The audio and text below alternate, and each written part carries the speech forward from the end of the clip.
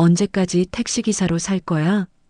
아내의 차가운 말 한마디가 20년 결혼 생활을 무너뜨렸습니다. 그리고 어느 새벽 뇌출혈로 쓰러진 남편을 외진 농로에 버리고 떠난 아내. 나 이렇게는 못 살아. 하지만 그녀는 몰랐습니다.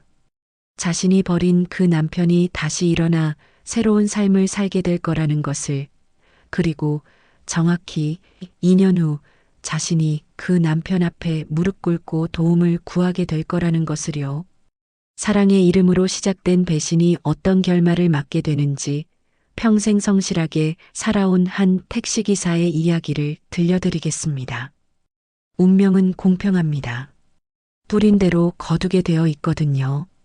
오늘의 사연 시작합니다. 저는 서울 시내를 누비며 20년째 택시 핸들을 잡고 있는 김정우라고 합니다. 새벽 5시에 시동을 걸어 밤 10시까지 도로 위에서 보내는 게 제 일상이었죠. 아침 햇살이 한강을 물들이는 시간, 전 이미 첫 손님을 태우고 강남으로 향하고 있었습니다. 백미러로 보이는 제 얼굴엔 피로가 깊게 패여 있었어요. 하지만 그래도 괜찮았습니다. 가족을 위해서였거든요. 아저씨, 여기서 세워주세요. 손님을 내려드리고 나서 잠시 차를 세웠습니다. 담배 한 대 피우며 휴대폰을 확인했죠. 아내한테서 온 메시지는 없었어요. 요즘 들어 그런 일이 잦아졌습니다. 집에 돌아가는 길 신호등에 걸릴 때마다 아내 미영이를 떠올렸습니다. 결혼 초에는 제가 퇴근하면 현관에서 기다리던 그 모습을요. 오늘도 고생 많으셨어요. 그렇게 말하며 제 어깨를 주물러주던 따뜻한 손길이 그리웠어요. 하지만 언젠가부터 달라지기 시작했습니다. 제가 집에 들어서도 미영이는 거실 소파에서 스마트폰만 들여다보고 있었어요. 밥은요? 물으면 냉장고에 있어요 라는 차가운 대답뿐이었죠. 어느 날 저녁 평소보다 일찍 집에 도착했습니다. 현관문을 열자 집안이 조용했어요. 거실 전등도 꺼져 있었죠. 미영이는 침실에서 통화 중이었습니다. 응, 서연아. 내일 만날까? 카페에서. 문틈으로 새어나오는 그 목소리가 제게는 낯설게 들렸어요. 언제부터인가 제게는 보여주지 않던 밝은 톤이었거든요. 저는 조용히 거실로 발걸음을 옮겼습니다. 냉장고를 열었습니다. 김치와 계란, 그리고 제가 혼자 먹을 반찬 몇 가지만 덩그러니 놓여 있었어요. 예전엔 항상 가득 채워져 있던 냉장고가 이렇게 휑했던 적이 없었는데 말이죠. 그날 밤 늦게 미영이가 침실로 들어왔습니다. 저는 잠든 척했어요. 그런데 미영이 폰에서 또 알림음이 울렸죠. 스마트폰 화면이 밝아지면서 서연이라는 이름이 떠올랐습니다. 다음 날도 마찬가지였어요. 퇴근 후 집에 오니 미영이는 없었고 식탁엔 쪽지 하나만 놓여 있었습니다. 친구 만나러 갔어요. 밥은 냉장고에. 간단한 몇 글자였지만 제 가슴을 먹먹하게 만들었어요. 일주일 후 또 다른 변화를 느꼈습니다. 미영이가 새 옷을 입고 있었거든요. 화장도 예전보다 진하게 했고요. 어디 가요? 물으니 친구 만나러요라는 똑같은 대답이 돌아왔죠. 그 친구가 서연이라는 걸 저는 이미 알고 있었습니다. 당신 언제까지 택시기사로 살 거예요? 어느 날 저녁 미영이가 갑자기 던진 말이었어요. 설거지를 하던 제 손이 멈췄습니다. 찬물이 흐르는 소리만 싱크대에 울려 퍼졌죠. 뭔 소리예요? 다른 집 남편들은 다 승진하고 연봉 올라가는데 당신만 20년째 그 자리잖아요. 그 말이 가슴에 비수처럼 꽂혔습니다. 제가 평생 성실하게 일해온 걸 한순간에 무너뜨리는 말이었거든요. 매일 새벽부터 밤까지 핸들을 잡고 가족을 먹여 살린 세월이 그렇게 초라한 것이었나 싶었어요. 그래도 우리 먹고 사는 데는 문제 없잖아요. 먹고 사는 것만으로는 부족해요. 이제 좀 여유 있게 살고 싶다고요. 그 이후로 미영이는 더 자주 외출하기 시작했습니다. 서연이라는 친구와 만난다며 화장을 하고 나가는 모습을 볼 때마다 가슴 한켠이 무너져 내리는 것 같았어요. 어느 날 밤 우연히 미영이 폰 화면을 봤습니다. 메시지가 와 있었거든요. 오늘도 좋았어. 내일도 보고 싶어. 보낸 사람은 서연이 아니라 다른 이름이었어요. 남자 이름이었습니다. 그 순간 제 안에서 뭔가 무너져 내렸습니다. 20년 결혼 생활이 한순간에 허물어지는 것 같았어요. 하지만 저는 아무 말도 할 수 없었습니다. 이미 우리 사이엔 사랑이 아닌 의무만 남아있다는 걸 깨달았거든요. 그날 밤은 유독 조용했습니다. 미영이가 평소보다 늦게 들어왔거든요. 시계가 밤 11시를 가리키고 있었어요. 저는 거실 소파에 앉아 기다리고 있었습니다. 늦었네요. 현관에서 구두를 벗는 미영이에게 말을 걸었습니다. 그런데 그녀의 모습이 어딘지 다르게 보였어요. 화장이 좀 번진 것 같기도 하고 평소보다 표정이 밝아 보이기도 하고요. 응, 서연이가 일이 있다고 해서. 또 서연이었습니다. 요즘 미영이 입에서 가장 자주 나오는 이름이었죠. 저는 용기를 내어 물어봤습니다. 미영아, 서연이랑 무슨 관계야? 순간 미영이의 발걸음이 멈췄어요. 냉장고에서 물을 꺼내려던 손도 그대로 굳어버렸죠. 몇 초간의 침묵이 흘렀습니다. 왜 그런 걸 물어? 돌아선 미영이의 얼굴에는 당황스러운 기색이 역력했어요. 하지만 동시에 뭔가 숨기고 있다는 느낌도 들었습니다. 요즘 너무 자주 만나는 것 같아서요. 친구니까 만나는 거지. 뭐가 이상해? 그런데 미영이의 목소리에 평소에 없던 날카로움이 섞여 있었어요. 마치 제가 선을 넘었다는 듯이 말이에요. 그냥 궁금해서요. 궁금하면 안 되는 거야? 미영이가 웃었습니다. 하지만 그 웃음이 전혀 자연스럽지 않았어요. 오히려 차갑고 비웃는 듯한 느낌이었죠. 서연이는 당신이랑은 다른 세계 사람이야. 그 말을 듣는 순간 머리가 하얘졌습니다. 서연? 그 이름이 갑자기 다르게 들렸어요. 여자 이름이라고만 생각했는데 혹시 남자 이름일 수도 있겠다는 생각이 스쳐 지나갔거든요. 다른 세계라니 무슨 뜻이에요? 말 그대로야. 교육받고 세련되고 미래가 있는 사람이라고. 미영이의 말 한마디 한마디가 제 가슴을 파고들었습니다. 마치 지금까지 제가 살아온 모든 날들을 부정하는 것 같았어요. 그럼 저는 뭔가요? 교육도 못 받고 세련되지도 못한 사람인가요? 그런 뜻이 아니야. 하지만 미영이의 표정은 이미 모든 걸 말해주고 있었어요. 제가 그녀 눈에는 더 이상 매력적인 남자가 아니라는 것을요. 그때 미영이 폰에서 메시지 알림음이 울렸습니다. 화면을 보는 그녀의 얼굴이 갑자기 밝아졌어요.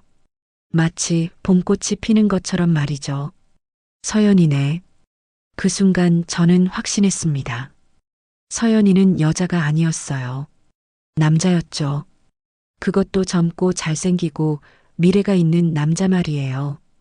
미영아. 제가 다시 말을 꺼내려 하자 미영이가 제 손을 뿌리쳤습니다. 차갑게 식은 그녀의 손길이 제 마음을 얼려버렸어요. 이제 좀 나답게 살고 싶어? 그 말을 남기고 미영이는 침실로 들어가 버렸습니다. 저는 거실에 홀로 남겨졌죠. 벽시계의 초침 소리만 적막함을 깨뜨리고 있었어요. 다음 날 아침 미영이는 평소보다 일찍 나갔습니다. 화장을 더 진하게 하고 새로 산 원피스를 입고 말이에요. 오늘은 늦을 것 같아라는 말만 남기고요. 저는 그날 하루 종일 택시 안에서 생각했습니다. 20년 결혼 생활이 이렇게 무너질 수 있는 건지, 제가 뭘 잘못한 건지 말이에요. 손님들의 대화도 귀에 들어오지 않았어요. 저녁 늦게 집에 돌아오니 미영이는 아직 오지 않았습니다. 냉장고엔 여전히 제 혼자 먹을 반찬만 덩그러니 놓여 있었어요. 식탁에는 또 쪽지가 하나 있었죠. 늦을 예정. 먼저 주무세요. 간단한 몇 글자였지만 그 안에 담긴 의미는 무거웠습니다. 이제 저는 그녀에게 보고해야 할 의무도 없는 존재가 되어버린 것 같았거든요. 밤 12시가 넘어서야 미영이가 집에 돌아왔습니다. 조용히 침실로 들어가는 그녀의 뒷모습을 보며 저는 깨달았어요. 이 집은 더 이상 제 집이 아니라는 걸요. 그녀의 마음속에서 저는 이미 지워진 존재였습니다. 20년간 함께 쌓아온 추억들도, 힘들 때 서로 의지했던 시간들도 모두 의미 없어진 것 같았어요. 그날 밤 저는 잠들지 못했습니다. 천장을 바라보며 생각했죠. 언제부터 우리 사이가 이렇게 멀어진 걸까요? 언제부터 저는 그녀에게 짐이 된 걸까요? 침대 옆에서 들리는 미영이의 고른 숨소리가 더없이 낯설게 느껴졌습니다. 같은 이불을 덮고 있지만 우리 사이의 거리는 이미 돌이킬 수 없을 만큼 멀어져 있었어요. 며칠 후 평상시처럼 새벽 운행을 나갔습니다. 하지만 그날은 뭔가 달랐어요. 머리가 지끈지끈 아파왔거든요. 처음엔 피로 때문이라고 생각했습니다. 오전 10시쯤 강남역 근처에서 손님을 내려드리고 있을 때였어요. 갑자기 머리가 깨질 듯이 아파왔습니다. 마치 누군가 망치로 두드리는 것 같았죠. 아, 저도 모르게 신음이 나왔어요. 핸들을 잡은 손에 힘이 빠지면서 차가 휘청거렸습니다. 급하게 길가에 차를 세웠죠. 집에 돌아가야겠다는 생각이 들었습니다. 이런 상태로는 운전을 계속할 수 없었거든요. 비틀거리며 집에 도착했을 때는 이미 오후 2시가 넘어 있었어요. 미영아. 현관문을 열며 아내를 불렀습니다. 하지만 대답이 없었어요. 거실에도 침실에도 미영이는 없었죠. 소파에 주저앉으며 머리를 감싸쥐었습니다. 그때 또다시 극심한 두통이 몰려왔어요. 이번엔 더 심했습니다. 시야가 흐릿해지면서 바닥이 흔들리는 것 같았거든요. 미영아, 어디 있어? 휴대폰으로 아내에게 전화를 걸었습니다. 한참 후에야 미영이가 받았어요.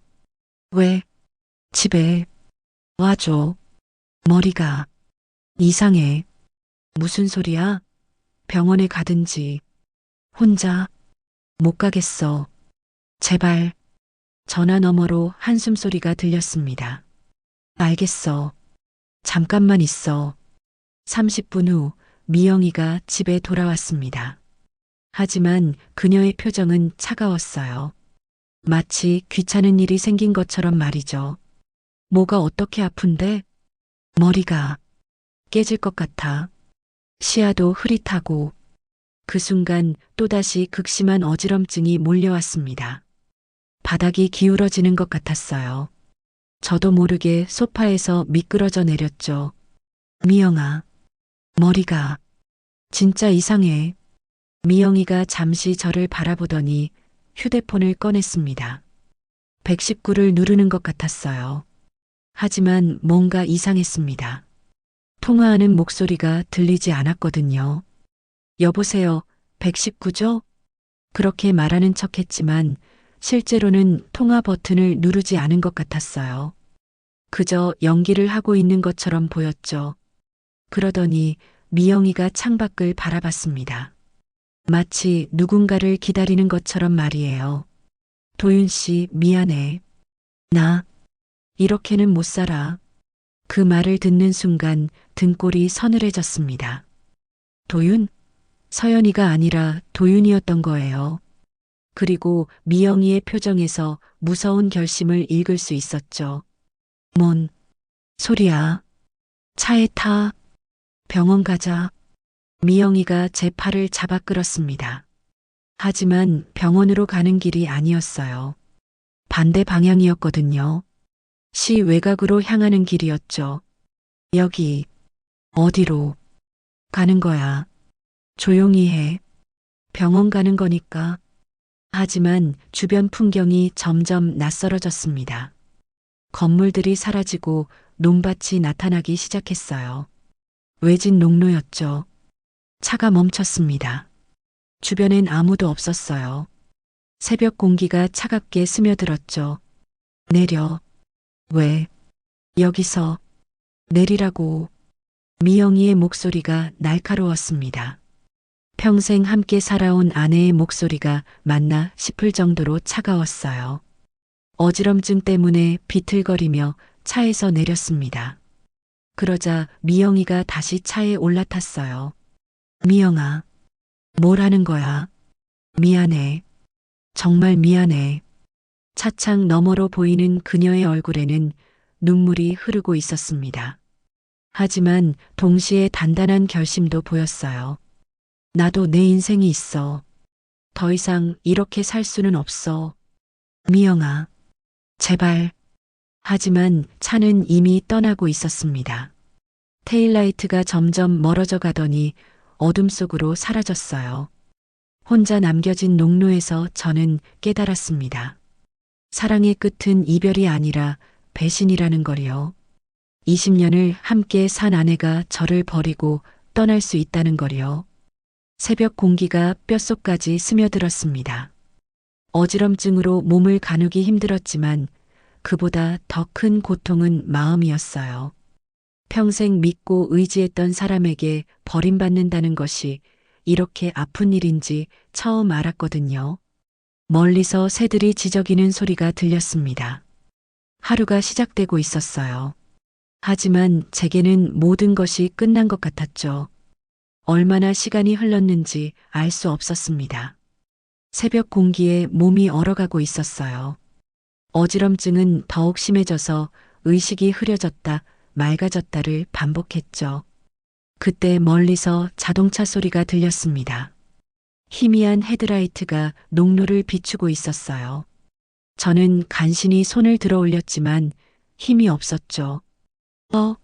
저기 사람이. 차가 멈추더니 누군가 급하게 뛰어나왔습니다. 제복을 입은 남자였어요. 가까이 다가오면서 저를 살펴보더니 깜짝 놀라는 모습이었죠. 아저씨, 괜찮으세요? 무슨 일이에요?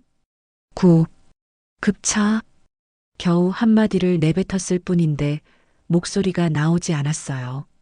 그 남자가 제 상태를 보더니 급하게 휴대폰을 꺼냈습니다.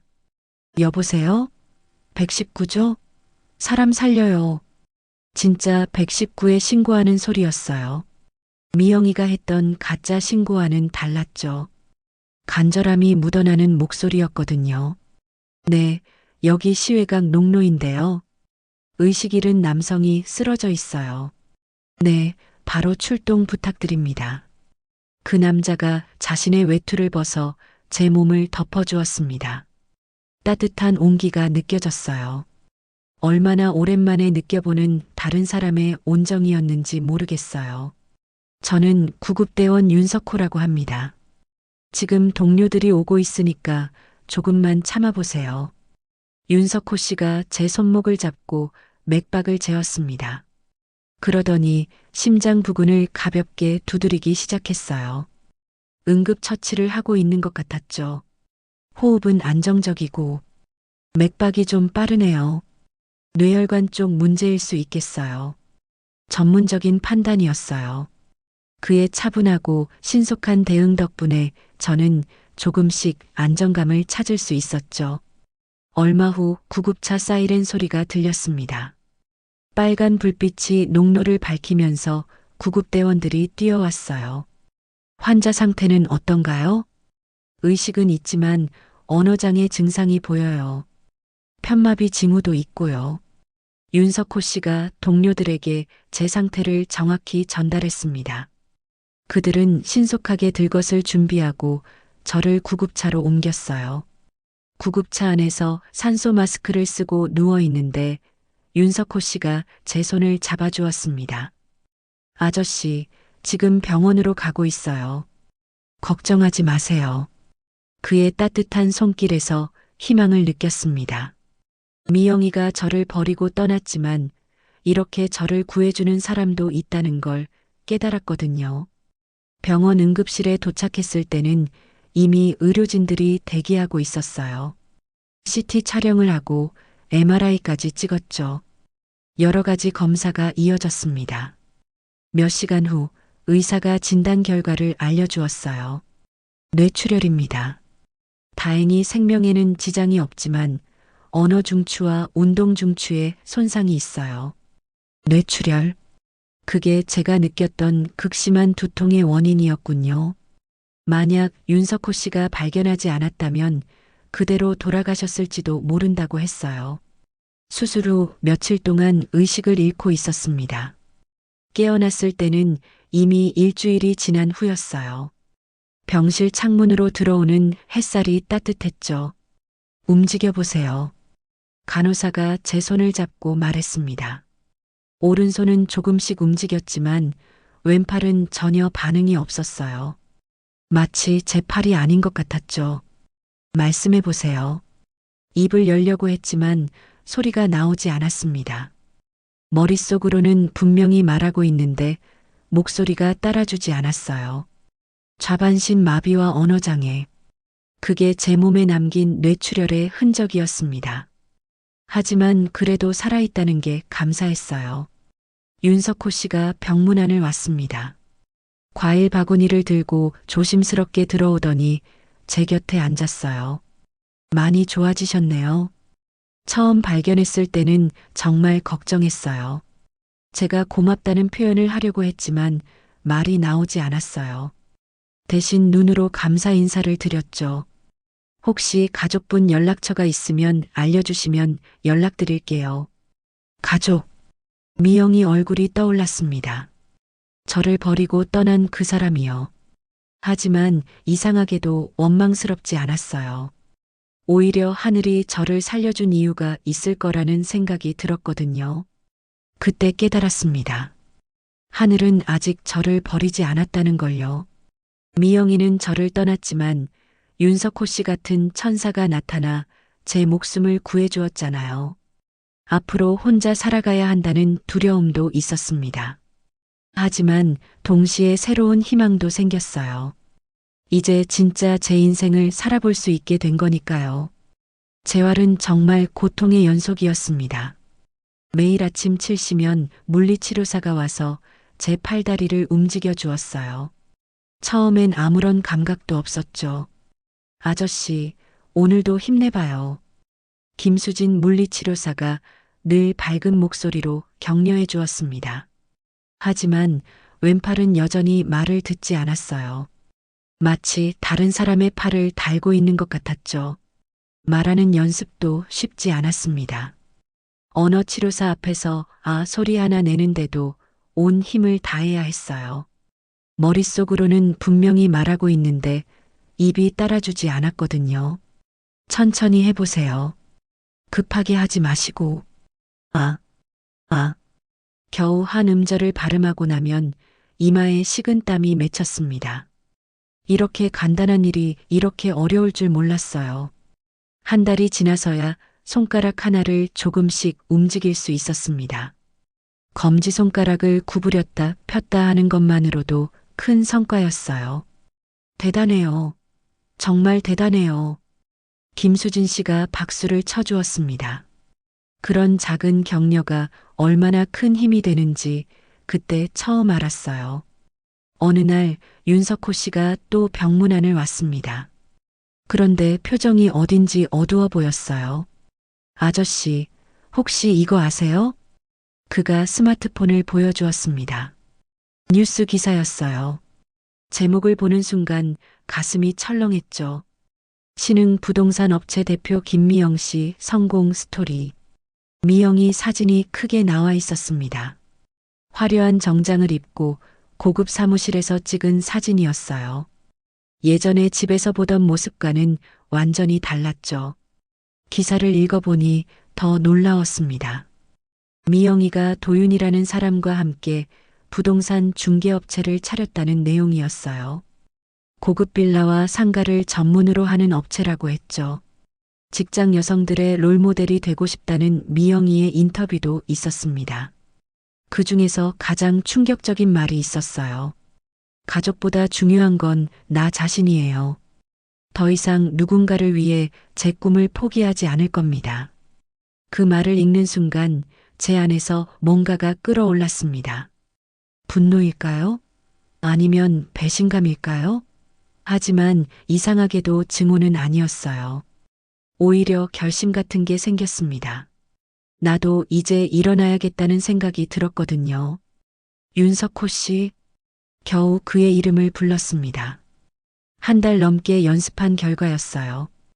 그가 깜짝 놀라며 제게 다가왔죠. 아저씨, 말씀하실 수 있어요? 고마워요. 두 번째 말이었습니다. 힘들었지만 꼭 하고 싶었던 말이었어요.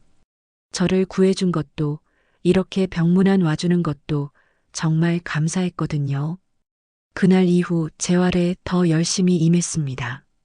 미영이가 새로운 인생을 살고 있다면 저도 제 인생을 다시 시작해야겠다고 생각했어요. 물리치료 시간에는 이를 악물고 참았습니다. 언어치료 시간에는 목이 터져라 연습했어요. 간병인 없이 혼자서도 할 수 있는 일들을 늘려갔죠. 2개월 후 드디어 짧은 문장을 말할 수 있게 되었습니다. 저는 김정호입니다. 정말 좋아요. 계속 연습하시면 더 나아질 거예요. 언어치료사가 격려해 주었습니다. 왼팔도 조금씩 움직이기 시작했어요. 아직 불완전하지만 희망이 보였죠. 어느 날 병실 창문으로 내다보니 미영이 인터뷰한 부동산 사무실이 보였습니다. 큰 간판에 김미영 부동산이라고 써 있었어요. 그 순간 묘한 감정이 들었습니다. 미영이는 저를 버리고 성공의 길을 걷고 있었죠. 하지만 저는 여기서 다시 태어나고 있었어요. 괜찮아요. 혼자 중얼거렸습니다. 처음으로 마음이 편해지는 느낌이었어요. 미영이의 선택을 원망하지 않기로 했거든요. 대신 저는 제 길을 가기로 했습니다. 비록 몸은 불편해졌지만 마음만은 더 자유로워진 것 같았어요. 그날 밤 별을 보며 다짐했습니다. 이제 진짜 김정호의 인생을 살아보자고 말이에요. 누군가를 원망하며 보내기엔 남은 시간이 너무 아까웠거든요. 3개월 후 뉴스에서 충격적인 소식이 전해졌습니다.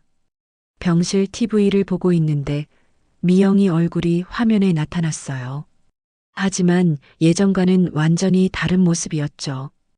부동산 사기 사건의 피해자로 알려진 김미영 씨는 앵커가 차분한 목소리로 뉴스를 전하고 있었습니다.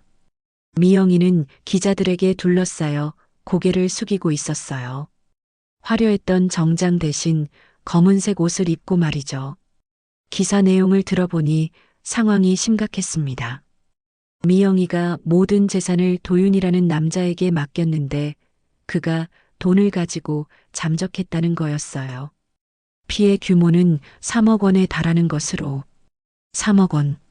미영이가 평생 모은 돈과 제가 택시 운전해서 번 돈까지 모두 합한 금액이었어요. 심지어 집까지 담보로 넣었다고 했죠. 윤석호 씨가 병문안을 와서 더 자세한 이야기를 들려주었습니다.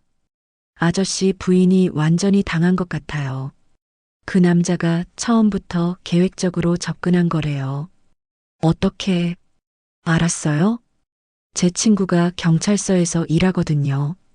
그 도윤이라는 남자, 정가가 있는 사기꾼이었대요. 도윤은 처음부터 미영이를 노린 것이었습니다. 택시기사 아내라면 순진할 거라고 생각했던 거죠. 연애 감정을 이용해서 신뢰를 쌓고 결국 모든 걸 빼앗아간 거였어요. 며칠 후 더 충격적인 소식이 들려왔습니다. 미영이가 살던 우리 집까지 경매로 넘어간다는 거였어요. 남편을 버린 죄 하늘이 갚아준 거야. 병실 복도에서 들리는 사람들 수군거리는 소리였습니다. 세상 사람들은 미영이를 동정하기보다는 자업자득이라고 생각하는 것 같았어요. 어느 날 저녁 예상치 못한 일이 일어났습니다. 병실 문이 열리면서 미영이가 들어온 거예요. 하지만 예전 모습은 온데간데 없었죠. 머리는 푸석하고 얼굴은 헬쑥해져 있었어요. 명품 옷 대신 낡은 트레이닝복을 입고 있었죠. 그 모습을 보니 마음이 복잡해졌습니다. 정우야. 미영이가 조심스럽게 제 이름을 불렀어요. 목소리도 많이 변해 있었죠. 자신감 넘치던 예전과는 달리 떨리고 있었어요. 왜 왔어요? 겨우 몇 마디 할 수 있게 된 말로 물었습니다. 미영이가 눈물을 보이기 시작했어요. 미안해. 정말 미안해. 그녀가 제 침대 옆에 무릎을 꿇고 앉았습니다. 20년 결혼 생활에서 본 적 없는 모습이었어요. 모든 게 잘못됐어. 도윤이가 다 가져갔어. 미영이가 울먹이며 말했습니다. 그제야 상황을 자세히 알 수 있었어요. 도윤은 처음부터 계획적으로 접근했던 것입니다. 너는 내 동생 같아라고 말하며 미영이의 마음을 얻었죠. 그리고는 부동산 사업 투자를 명목으로 모든 돈을 빼돌렸어요. 계약서도 가짜였어. 아무것도 남지 않았어. 미영이가 흐느끼며 말했습니다. 허황된 꿈을 쫓다가 모든 걸 잃어버린 거였어요. 집도 없어졌어. 갈 곳도 없고. 그 말을 들으니 복잡한 감정이 들었습니다. 저를 버리고 떠난 사람이었지만 이렇게 몰락한 모습을 보니 마음이 아프기도 했어요. 정우야, 다시 기회를 줄 수 있을까? 미영이가 절망적인 표정으로 물었습니다. 하지만 제 대답은 이미 정해져 있었어요. 늦었어요. 짧지만 분명한 거절이었습니다. 미영이가 충격받은 표정을 지었지만 저는 흔들리지 않았어요. 저를 죽음의 문턱까지 내몰았던 그 일을 잊을 수는 없었거든요. 이제는 서로 다른 길을 가야 할 때였어요. 그래, 알겠어. 미영이가 고개를 끄덕이며 일어났습니다. 문을 나서면서 마지막으로 돌아보더니 말했어요. 행복해. 정말 행복해. 그렇게 미영이는 제 인생에서 완전히 사라졌습니다. 욕망의 끝에서 모든 걸 잃고 몰락한 채로 말이에요. 그날 밤 창밖을 바라보며 생각했습니다. 결국 하늘은 공평했구나 싶었어요. 저를 버린 죗값을 치르게 된 거였죠. 퇴원 후 저는 조그만 김밥집을 차렸습니다. 윤석호 씨가 도와주셔서 월세 저렴한 골목길 상가를 구할 수 있었어요. 희망김밥이라는 간판을 달았죠. 처음엔 정말 서툴렀습니다. 오른손 하나로 김밥을 마는 게 쉬운 일이 아니었거든요. 왼팔은 아직 완전히 회복되지 않아서 보조 역할만 할 수 있었어요. 아저씨, 김밥 하나 주세요. 첫 손님이었습니다. 근처 공사장에서 일하는 아저씨셨어요. 떨리는 손으로 김밥을 말아서 내드렸죠. 이상하네. 김밥이 좀 삐뚤어졌는데 맛은 왜 이렇게 좋지? 그 말을 듣고 마음이 따뜻해졌습니다. 비록 모양새는 어설펐지만 정성만큼은 누구에게도 지지 않았거든요. 한 달 후 단골 손님들이 생기기 시작했습니다. 김밥 모양이 좀 이상해도 맛있다고 소문이 났나 봐요. 근처 학교 학생들도 자주 왔어요. 아저씨, 여기 김밥 진짜 맛있어요. 고마워요. 더 열심히 할게요. 말도 많이 늘었습니다. 처음엔 한마디 하기도 힘들었는데 이젠 손님들과 간단한 대화는 할 수 있었어요. 어느 날 신문사 기자가 찾아왔습니다. 한 손으로 김밥을 마는 아저씨가 화제라며 인터뷰를 하고 싶다고 했어요. 이 일을 시작한 특별한 이유가 있나요? 기자가 물었습니다. 저는 잠시 생각한 후 웃으며 대답했어요. 누군가에게 버림받았을 때 나 자신만은 버리지 않으려고요. 그 인터뷰가 신문에 실린 후 더 많은 손님들이 찾아오기 시작했습니다. 제 이야기에 감동받았다고 하더군요. 윤석호 씨도 자주 들렸습니다. 그때마다 무료로 김밥을 내드렸어요. 제 생명의 은인이었거든요. 정호 형님, 정말 대단해요. 이렇게까지 일어설 줄 몰랐어요. 고마워요. 석호 씨 덕분이에요. 이젠 형님이라고 부르며 지내고 있었어요. 나이도 비슷하고 진짜 형제처럼 친해졌거든요. 6개월 후 김밥집은 지역에서 유명한 곳이 되었습니다. 멀리서도 찾아오는 손님들이 있을 정도였어요. 어느 날 예상치 못한 손님이 찾아왔습니다. 김수진 물리치료사였어요. 정호 씨, 여기가 그 유명한 희망김밥이었구나. 수진 씨, 어떻게 여기까지? 신문에서 봤어요. 정말 감동적이더라고요. 그녀는 김밥을 주문하고 나서 말했습니다. 재활 때 보여주신 의지력이 여기서도 나타나는 것 같아요. 많은 분들 도움 덕분이에요. 그날 이후 수진 씨도 가끔 들리기 시작했습니다. 그러다 자연스럽게 가까워졌어요. 제 이야기를 듣고 응원해주는 사람이 있다는 게 큰 힘이 되었거든요. 1년 후 저는 완전히 새로운 사람이 되어 있었습니다. 말도 많이 늘었고 왼팔도 어느 정도 움직일 수 있게 되었어요. 무엇보다 마음이 평화로워졌죠. 어느 날 저녁 가게 정리를 하고 있는데 수진 씨가 와서 도와주었습니다. 정호 씨, 이제 정말 행복해 보여요. 그런가요? 네, 예전 병원에서 처음 봤을 때랑 완전히 달라요. 그 말을 듣고 보니 정말 그랬습니다. 미영이에게 버림받고 죽을 뻔했던 그때와 지금의 저는 완전히 다른 사람이었어요. 수진 씨도 제게 큰 힘이 됐어요. 저야 당연한 일 했을 뿐이에요. 그날 밤 가게 앞에서 수진 씨와 함께 별을 보았습니다. 예전엔 절망만 보였던 하늘이 이제는 희망으로 가득해 보였어요. 내일도 맛있는 김밥 만들어주세요. 네, 열심히 할게요. 집으로 돌아가는 수진 씨의 뒷모습을 보며 생각했습니다. 이제 정말 새로운 인생이 시작된 것 같다고 말이에요. 김밥 하나하나에 정성을 담아 만들고 손님들과 따뜻한 인사를 나누는 일상. 그게 제게는 가장 큰 행복이었어요. 미영이는 저를 버렸지만 세상에는 저를 응원해주는 사람들이 더 많았습니다. 그 사실을 깨달은 순간 제 인생은 완전히 달라졌어요. 2년이 흘렀습니다. 저는 이제 시장 입구에서 김밥을 파는 작은 가게의 사장이 되어 있었어요. 희망김밥은 지역에서 제법 유명한 곳이 되었죠. 그날도 평상시처럼 아침 준비를 하고 있었습니다. 단무지를 썰고 김을 펼치고 밥을 짓는 일상이 이제는 자연스러워졌어요. 사장님, 김밥 5줄 포장해 주세요.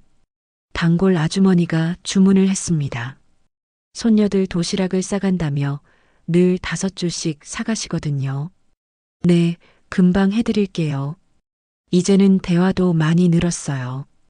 왼팔도 어느 정도 회복되어서 김밥 마는 속도도 빨라졌죠. 오후 3시쯤이었나요? 가게 앞으로 누군가 천천히 걸어오는 게 보였어요. 걸음걸이가 어딘지 익숙했죠. 가까이 와서야 알 수 있었습니다. 미영이었어요. 하지만 2년 전과는 완전히 다른 모습이었죠. 머리는 백발이 섞여 있었고 얼굴은 많이 야위어 있었어요. 옷도 낡아 보였죠. 무엇보다 눈빛이 완전히 지쳐 보였어요. 정우야. 미영이가 조심스럽게 제 이름을 불렀습니다. 목소리도 많이 변해 있었어요. 예전의 당당함은 온데간데 없었죠. 왜 왔어요? 차분하게 물었습니다. 2년 전처럼 감정적으로 반응하지는 않았어요. 이제는 마음이 많이 평정해졌거든요. 도윤 씨, 나 좀 도와줘. 그 말을 듣는 순간 모든 게 이해되었습니다. 아직도 제가 도윤이라고 생각하고 있었어요. 아니, 정확히는 저에게 매달리고 싶었던 거겠죠. 미영 씨, 저는 조용히 말했습니다. 하늘은 사람을 두 번은 버리지 않아요. 하지만 스스로를 버린 사람은 구할 수 없죠. 미영이가 충격받은 표정을 지었습니다. 제가 이렇게 냉정하게 말할 줄 몰랐나 봐요. 뭔 소리야. 미영 씨는 2년 전에 스스로를 버렸어요. 가족을, 의무를, 사랑을 모두 버리고 욕심을 택했잖아요. 그 말을 듣더니 미영이가 그 자리에 주저앉았습니다. 그리고는 소리내어 울기 시작했어요. 잘못했어. 정말 잘못했어. 지나가던 사람들이 쳐다보기 시작했습니다. 저는 미영이를 가게 안으로 들어오라고 했어요. 차라도 한잔해요. 따뜻한 보리차를 내주었습니다. 미영이는 계속 흐느끼고 있었죠. 도윤이가 다 가져갔어. 집도 돈도 아무것도 남지 않았어. 그래서 저한테 온 거예요? 갈 곳이 없어. 아는 사람도 너뿐이야. 그 말을 듣고 씁쓸했습니다. 결국 저를 이용하려고 온 거였어요. 진심으로 후회해서가 아니라 말이죠. 미영 씨, 저는 더 이상 예전의 김정우가 아니에요. 무슨 말이야? 미영 씨가 버리고 간 그 사람은 이미 죽었어요. 지금의 저는 새로 태어난 사람이에요. 미영이가 놀란 눈으로 저를 바라봤습니다. 아마 제가 이렇게 단호하게 말할 줄 몰랐을 거예요. 하지만 미영 씨도 새로 시작해요. 누구에게 의지하려 하지 말고 스스로 일어서세요. 그렇게 말하고 봉투 하나를 건넸습니다. 김밥 2줄과 약간의 돈이 들어 있었어요. 이걸로 어디 가서 새 출발해 보세요. 더 이상은 도와드릴 수 없어요. 미영이가 봉투를 받아들었습니다. 그리고는 고개를 끄덕이며 일어났어요. 고마워. 정말 고마워. 문을 나서면서 돌아보더니 마지막으로 말했습니다. 행복해. 정말 행복해. 그렇게 미영이는 제 삶에서 완전히 사라졌습니다. 이번엔 정말 영원히 말이에요. 그날 밤 가게 정리를 마치고 집에 돌아와서 창밖을 바라봤습니다. 별이 유난히 밝게 빛나고 있었어요. 복수는 끝났다. 혼자 중얼거렸습니다. 하늘이 미영이를 벌해주었고 저도 새로운 삶을 찾았죠. 이제 남은 건 용서뿐이다. 그 말을 하는 순간 마음이 정말 편해졌습니다. 2년간 제 안에 남아있던 마지막 응어리까지 사라진 느낌이었어요. 다음 날 아침 평소보다 더 맛있는 김밥을 만들었습니다. 손님들도 오늘 김밥이 특히 맛있네요 라고 말해주었죠. 수진 씨가 들러서 물었습니다. 뭔가 달라 보이는데 좋은 일 있었어요? 응, 정말 좋은 일이 있었어요. 뭔데요? 내가 정말 자유로워진 것 같아요. 수진 씨가 웃으며 제 어깨를 두드려 주었습니다. 그 따뜻한 손길에서 진짜 사랑이 뭔지 알 수 있었어요. 사랑은 서로를 이용하는 게 아니라 서로를 응원하는 거였습니다. 미영이는 그걸 몰랐고 저는 이제야 깨달은 거였죠. 그날 밤부터 제 꿈에는 악몽이 나타나지 않았습니다. 대신 희망찬 내일이 보이기 시작했어요. 용서는 상대방을 위한 게 아니었습니다. 바로 저 자신을 자유롭게 해주는 것이었죠. 엔딩 멘트. 여러분, 김정호의 이야기는 여기서 끝납니다. 사랑한다는 것은 때로는 아픔을 감수하는 것이기도 하죠. 하지만 진정한 사랑은 서로를 성장시키는 것이라는 걸 정호는 깨달았습니다. 미영이는 욕망을 선택했고 정호는 용서를 선택했어요. 그 선택의 차이가 두 사람의 운명을 완전히 바꿔놓았죠. 세상에는 우리를 무너뜨리려는 일들이 많습니다. 하지만 그 속에서도 우리를 일으켜 세우는 사람들이 있어요. 윤석호 씨 같은 천사들, 김수진 씨 같은 따뜻한 사람들 말이에요. 정호가 마지막에 한 말처럼 복수는 하늘이 해주는 것이고 우리에게 남은 건 용서뿐입니다. 그 용서가 바로 우리 자신을 자유롭게 해주는 열쇠거든요. 여러분도 힘든 일이 있을 때 기억해 주세요. 누군가 여러분을 버릴 수는 있어도 여러분 스스로를 버리지는 마시길 바랍니다. 작은 김밥집에서 새로운 희망을 만들어가는 정호처럼 여러분도 언제든 다시 시작할 수 있어요.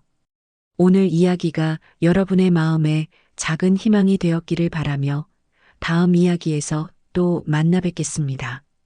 감사합니다.